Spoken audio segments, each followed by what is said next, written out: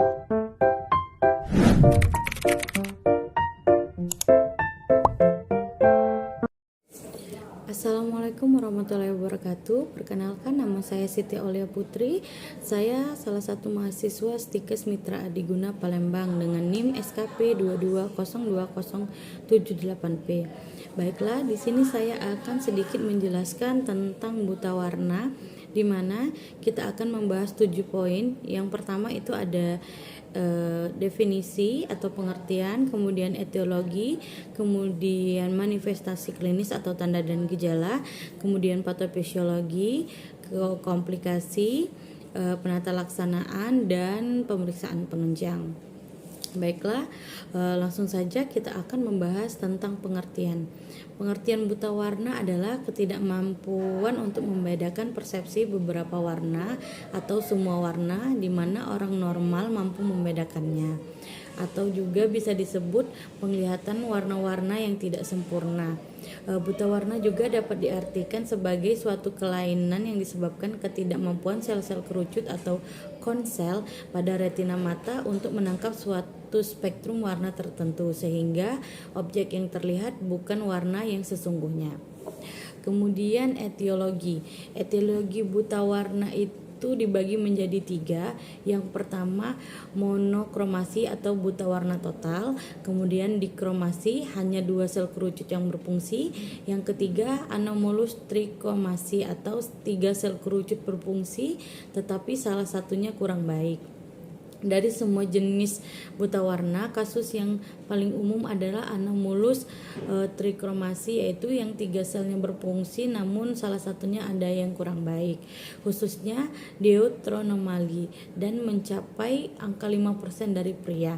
Sebenarnya penyakit buta warna tidak hanya karena ada kelainan pada kromosom X, namun juga dapat dikaitkan pada kromosom 19 kromosom atau gen-gen lain yang berbeda.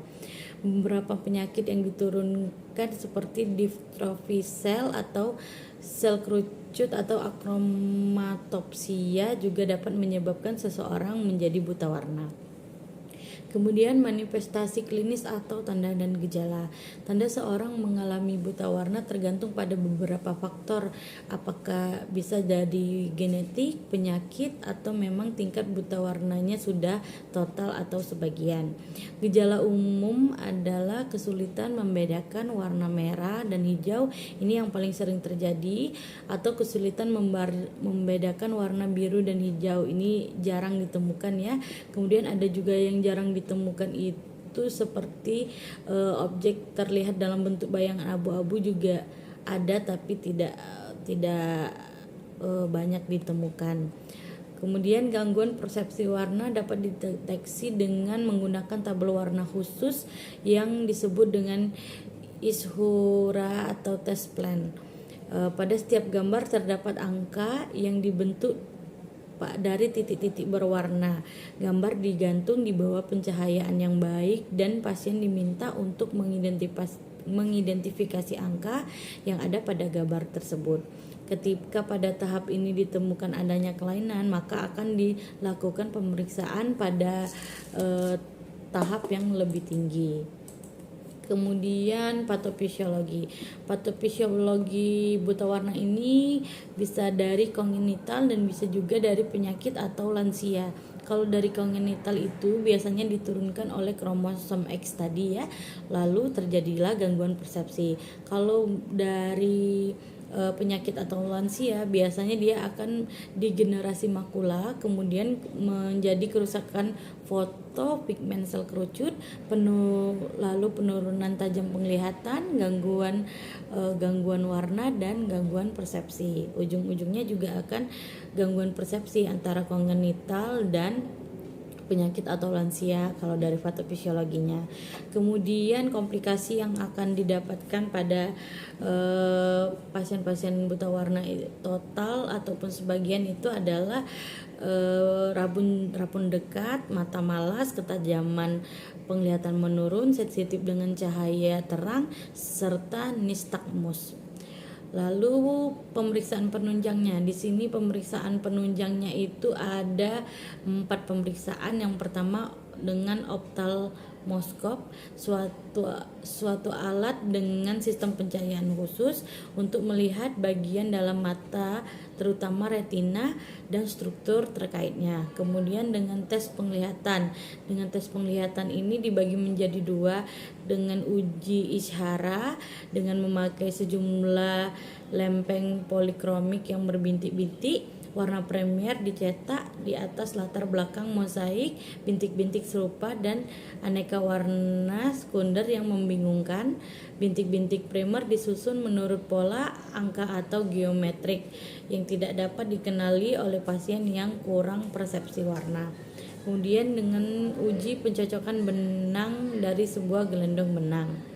Terus yang ketiga ada tes sensitif kontras, adalah kesanggupan mata melihat perbedaan kontras yang halus, di mana pasien pada gangguan retina, nervus optikus atau kekeruan media tidak sanggup melihat perbedaan kontras warna.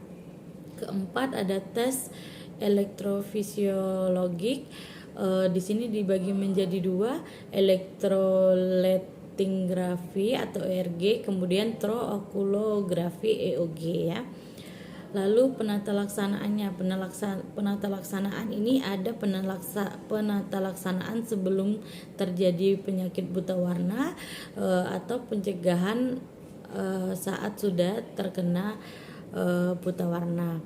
Untuk pencegahan penyakit buta warna, usaha awal yang dilakukan dalam tahap mempertinggi nilai kesehatan tanpa masa sebelum sakit, yaitu pertama, perbaikan keturunan dengan meningkatkan kondisi lingkungan seperti nutrisi yang baik, kondisi lingkungan yang tidak tercemar, dan pendidikan yang memadai.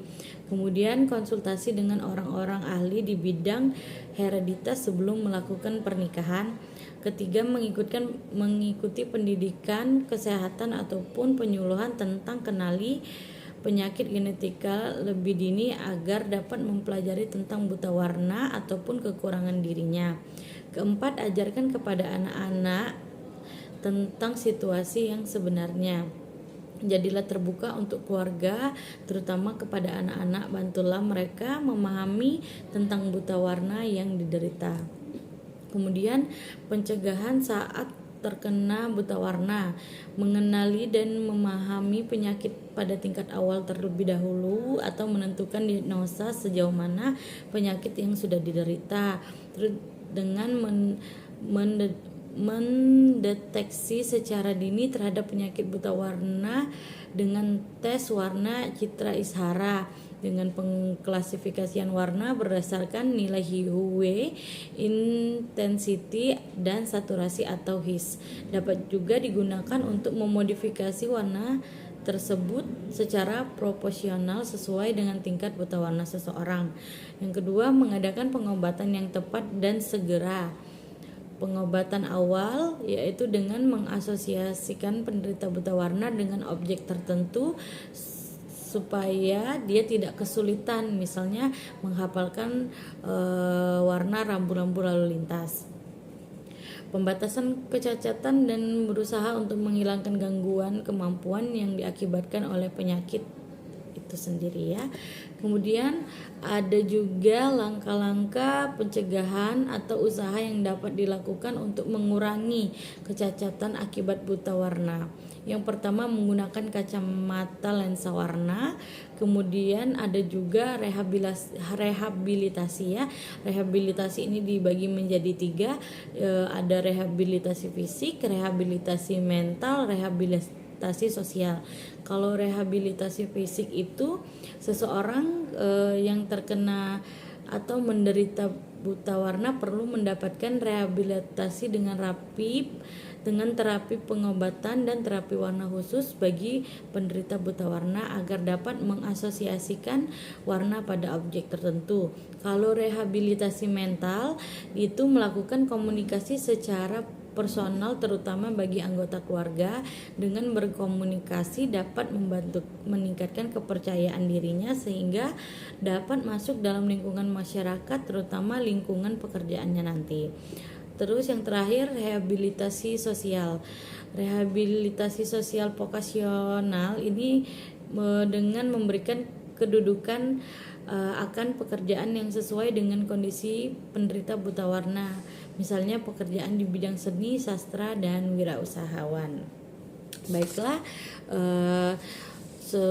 kita sudah membahas 7 poin yang sudah saya sebutkan di awal tadi. Apabila ada yang kurang berkenan, saya mohon maaf. Apabila teman-teman semua dapat menambahkannya, boleh langsung komentar di bawah ya. Apabila ada salah kata, saya mohon maaf. Saya akhiri. Wabillahi taufik wal hidayah. Wassalamualaikum warahmatullahi wabarakatuh. Terima kasih.